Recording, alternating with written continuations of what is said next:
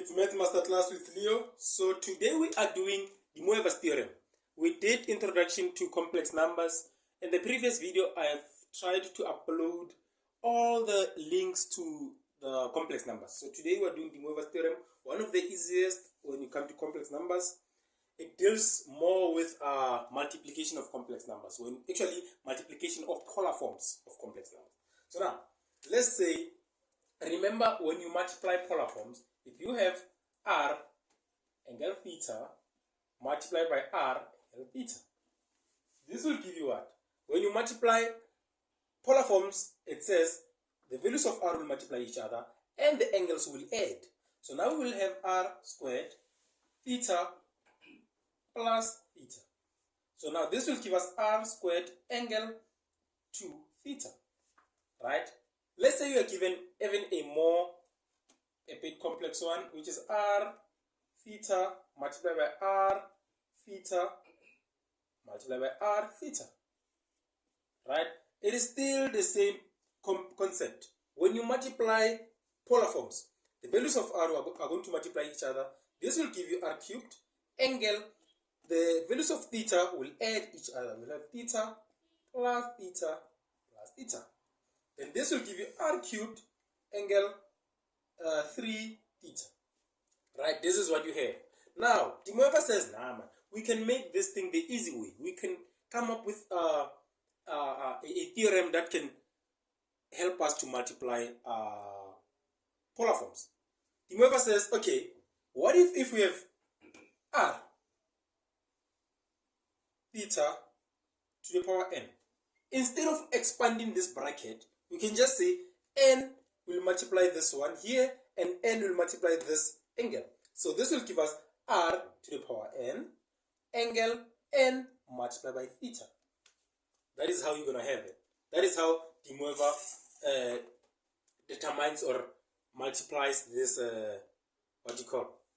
polar forms. So now, let's take a simple example. For example, let's just say you're given 2 angle 50.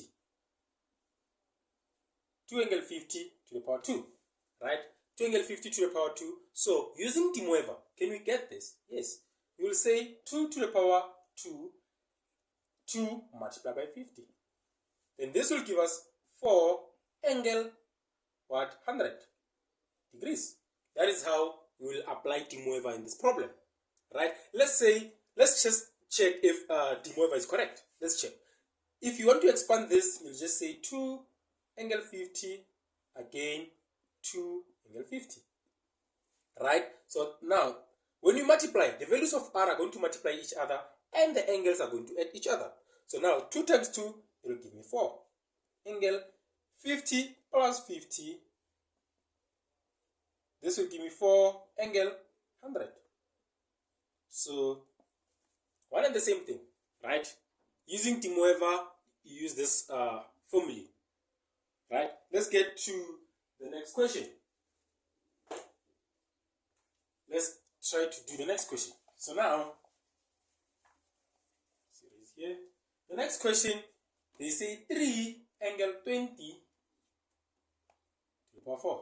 Use the Moivre's theorem to evaluate this. Use the Moivre's theorem to evaluate this. You're going to say 3 to the power 4 angle 4 multiplied by 20. This will give me 81 angle. This will give me what? 80 degrees. This is how we apply the Moivre, right? Let's get a question that is complex, move it to polar form, then use the Moivre to evaluate it. So now we have a complex question that says we have negative 2 plus I3 to the power 6. This is what you have. Now you need to use what? The Moivre to determine or to evaluate this. Right? Use the Moivre to evaluate this. For us to use the Moivre, we can see that this is in a Cartesian form. Now, if this is in a Cartesian form, this thing is like this. No, wait, should be negative. Should be negative. The value of real should be negative. This is real. This is imaginary. Right? So real part is negative, which is negative 2. And then the imaginary part is what? Is 3. So now, if you have this, you can calculate the value of what? You can calculate the value of r using theorem of Pythagoras. So you just say r squared is equals to x squared plus y squared. Then r is equals to square root of x squared plus y squared. Then r, you can just do this. What is your x? X is negative 2, which is in the real part, plus 3, which is in the imaginary part. This will give me square root of, this is 4 plus 9, which is square root of 13. Right? I got the square root of 13. Now, remember, if I want to write this thing in a polar form, it's supposed to be z is equals to r angle theta. So now, I got the value of r. I need to calculate the value of theta. How do I calculate the value of theta? I have the opposite, I have the adjacent. Means I can apply tan. So, tor, which is tan of theta, which is this angle here, which is that angle. Then tan of theta is equals to opposite, sorry for that, over adjacent. Right? Then now, theta is theta is equals to tan inverse of what? What is my opposite? 3. 3 over negative 2. So what will I get? I think the answer should be something like negative 56. If I'm not mistaken, tan inverse of 3 over 2, which is negative. Yes, negative 56. 56.30. So now I have my angle. Okay, 309. I have my angle. So now when I have my angle, I can just say, oh, use this. Now this is, it will be in polar form, which is square root of 13, angle negative 56.309. But I did not answer the question. The question said we must evaluate this using the Moivre's theorem. Remember this, all these things to the power 6. What I was doing here, I was converting from complex to polar form. Now this is equals to that. It's in polar form. So now, I need to use the Moivre. So it means I can just say square root of what? 13 to the power 6. Angle 6 multiplied by negative 5, 6.309. Right? Then, what is the square root of 13?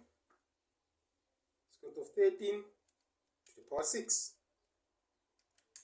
I'm getting 2197. Angle 6 multiplied by 56.309. This gives me negative 337.85 degrees. That is how I'm gonna evaluate this. I hope you enjoyed and you learned something today. This is the Moivre's theorem. Stay tuned for other theorems and other videos that will come. Don't forget to like, subscribe, and share the content with your friends. Tango!